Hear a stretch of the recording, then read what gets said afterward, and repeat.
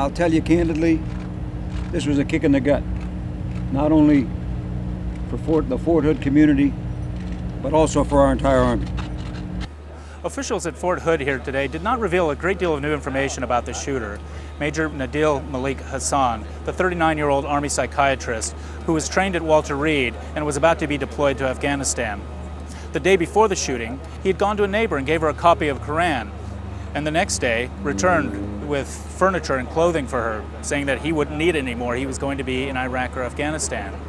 Very little evidence about what was going to unfold later in the day. Chuck Medley, the base's director of emergency services, the equivalent of its chief of police, said that investigation has showed that none of the people killed were killed by friendly fire. He also described the heroics of Officer Kimberly Mundley, the first officer to arrive at the scene, a former soldier who's been on the base's police force since January of 2008. He said she was trained for exactly these kinds of situations. Senator Kay Bailey Hutchinson said investigators are still trying to determine whether this was the work of one deranged individual, her words, or if there were more involved. Meanwhile, Major Hassan remained hospitalized on a ventilator, but was in stable condition and is expected to survive.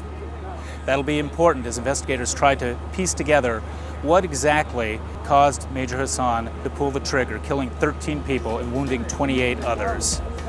From Fort Hood, this is Ray Rivera with the New York Times.